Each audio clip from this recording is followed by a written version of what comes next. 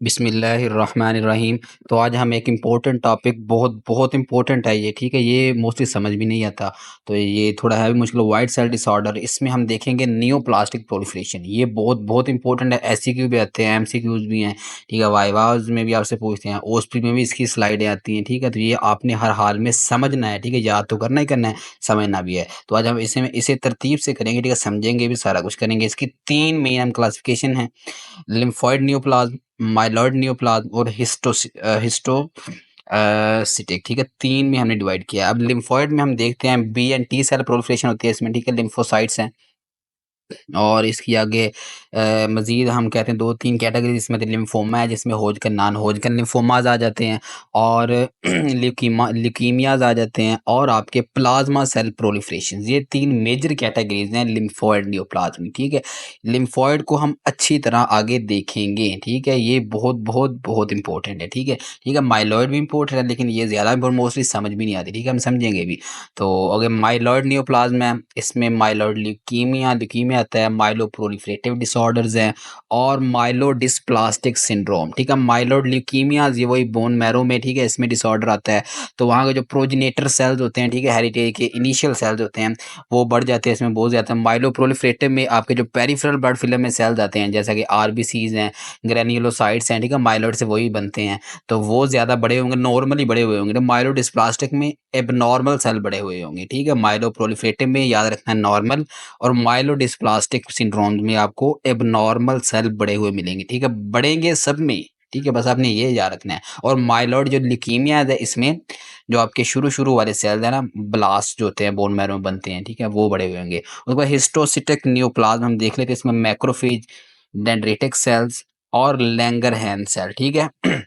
ये 3 कैटेगरीज़ हैं जो कि हिस्टोसिटिक नियोप्लाज़्म में आती हैं, ठीक है? ये कोई ज़्यादा इतने इम्पोर्टेंट नहीं है, तो अगर कोई थोड़ा बहुत आगे दिया हुआ तो हम वो देख लेंगे। आई थिंक कोई ज़्यादा हमें इसकी करने की ज़रूरत नहीं है। ज़्यादा हम लिम्फोइड और माइलॉइड नियोप्लाज़्म देखेंगे, ठीक है? उसमें भी लिम्फोइड पे हम ज़्यादा ज़ोर देंगे, तो माइलॉइड भी देखेंगे ज़रूर, ठीक है?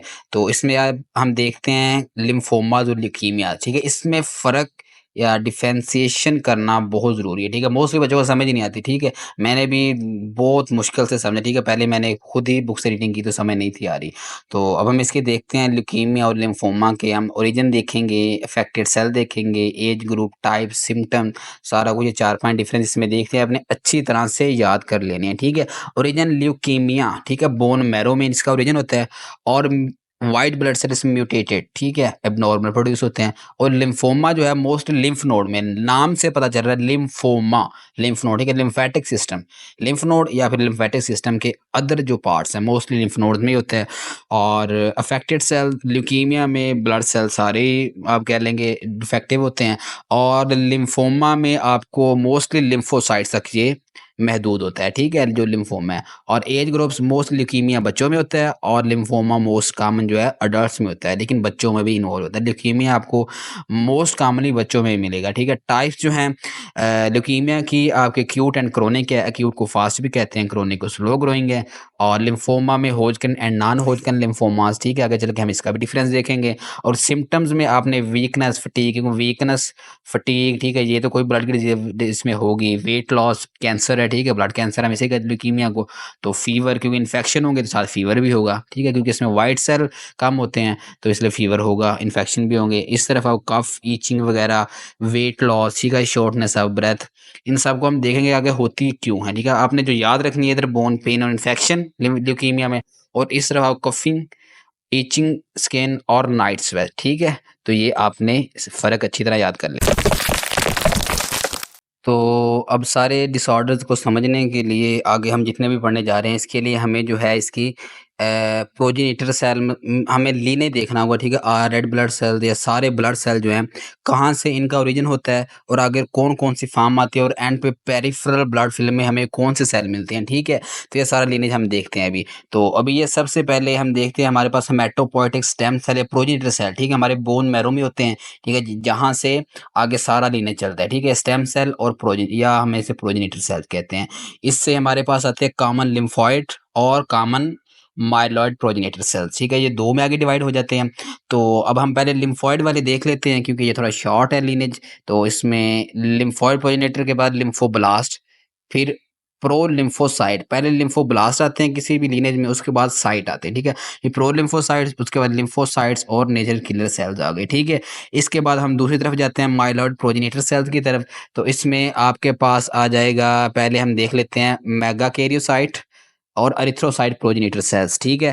तो इसमें पहले हम देख लेते हैं एरिथ्रोसाइट प्रोजेनिटर सेल, ये आगे प्रो एरिथ्रोब्लास्ट में चेंज होगा, ठीक है।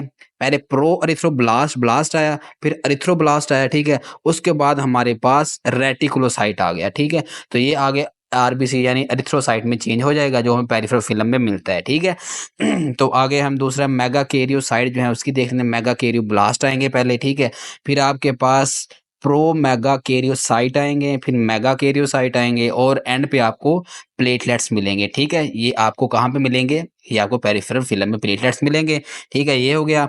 तो आगे हम देखते हैं हमारे पास जो ग्रैन्युलोसाइट और मोनोसाइट प्रोजेनिटर सेल्स हैं, इसलिए आगे चेंज होंगे माइलोब्लास्ट में, ठीक है। माइलोब्लास्ट आगे हम जो शॉर्ट है लीनेज वो प्रो मोनोसाइट्स और आगे मोनोसाइट्स, ठीक है। मोनोसाइट आगे मैक्रोफेज डेंटिक सेल में वो मैच्योर हो जाते हैं, ठीक है। तो माइलोब्लास्ट के आगे जो तीन इयोसिनोफिल, न्यूट्रोफिल, बेसोफिल, जो तीनों ग्रैन्यूल्स हैं, तीनों की सेम ही लीनेज है, ठीक है। हम एक ही करेंगे तीनों के हो जाएंगे। हमें प्रो माइलोसाइट पहले मिलते हैं, फिर मेटामाइलोसाइट्स मिलते हैं, ठीक है।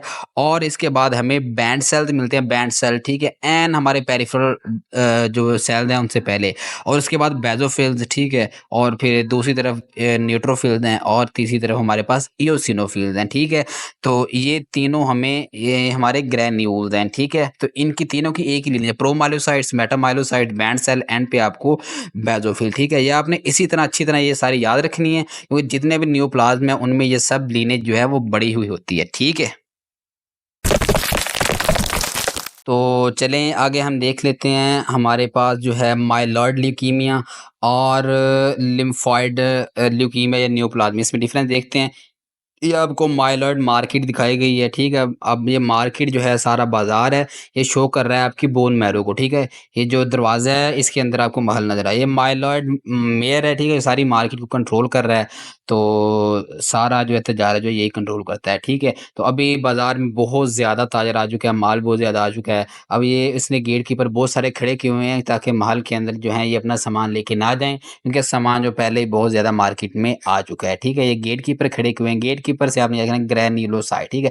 ये ग्रैन्युलोसाइट प्रोड्यूसर है। ग्रैन्युलोसाइट क्या है? ये साइड पे पत्थर रखे हुए हैं जो ग्रे ग्रे कलर के नजर आ रहे हैं, ठीक है। ये ग्रैन्युलोसाइट है, उन्होंने हिफाजत के रखे हुए हैं। ये रेसर्स हैं जो आरबीसीज को लेके हैं, ठीक है, रेड ब्लड सेल को लेके आए हुए हैं मार्केट में बेचने के लिए। तो ये रेसर्स कहते हैं कि हमने सारे आरबीसी को फरोख्त करके जाना है, हम इस महल के अंदर जाएंगे और फरोख्त करेंगे, ठीक है। लेकिन माइलॉइड मेयर जो है वो चीख रहा है कि नहीं नहीं नहीं, आपने अंदर नहीं आना, हिफाजत करने, तो वो कैसे देख ले खड़े हैं, ठीक है। तो ये चीज़ें मतलब बहुत ज़्यादा बहुतात, उधर से गेट कीपर ने ग्रैन्युलोसाइड बढ़ा दिए हैं, इधर से रेसर जो है बहुत ज़्यादा मार्केट में आरबीसी ले गए, ठीक है। ये दो चीज़ें आपकी बड़ी हुई होंगी। तीसरा, ये आपको कॉइन्स, ठीक है, मार्केट में सारा कुछ खरीदने के लिए सिक्के भी तो चाहिए, ठीक है। तो ये सिक्के भी बहुत ज़्यादा मार्केट में पड़े हुए हैं खरीदने के लिए।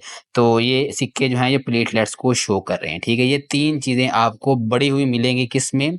माइलॉइड न्यूप्लाज्म में, ठीक है। और इसे देखें, अभी तक मार्केट में अभी भी स्पेस खाली है, ठीक है। इसे आप याद रखेंगे, जो आपको माइलोब्लास्ट मिलते हैं उनके साइटोप्लाज्म में जगह होती है, ठीक है। तो साइटोप्लाज्म उनका मॉडरेट होता है। ये लिम्फेटिक लाइब्रेरी है। लिम्फेटिक लाइब्रेरी क्यों कहा? क्योंकि इसमें जितनी भी, ये पूरे सिटी में लाइब्रेरीज फैली हुई हैं, तो ये जो जितनी भी आपको ना टावर टाइप लाइब्रेरीज मिल रही हैं, ठीक है, ये स्टॉल पड़े हुए हैं, तो ये आपस में कनेक्टेड हैं, ठीक है। इंटरकनेक्टेड लिम्फेटिक लाइब्रेरीज हैं। जिस तरह लिम्फ नोड आपस में कनेक्टेड होते हैं, इसी तरह ये लाइब्रेरीज जो हैं कनेक्टेड हैं, ठीक है।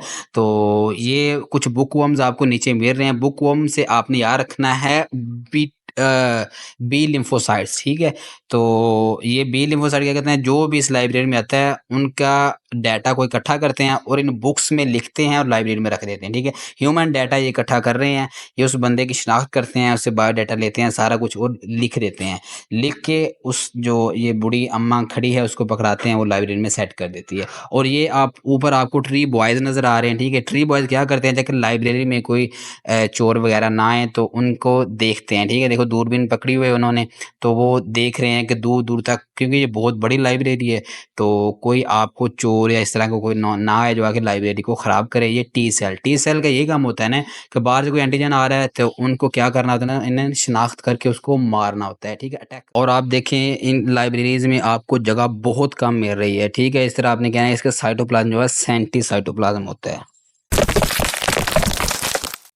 तो चलें आगे आपको बुक वाइज डायग्राम दिखा देते हैं, ठीक है। रोबन की डायग्राम में वही दिखाता हूँ ताकि ये हो कि आपकी ओस्पी भी सारी कवर हो जाए, ठीक है। तो ये माइलोब्लास्ट और लिम्फोब्लास्ट मैं आपको दिखाने जा रहा हूँ, ठीक है। ये थोड़ा बड़ा करके दिखाया इनका, तो इनका डिफरेंस आपको लाजमी आना चाहिए, ठीक है। सेल लेवल पे क्या डिफरेंस है ये आपको देखिए, साइटोप्लाज्म की तरफ 70 नज़र आ रहा है, ठीक है।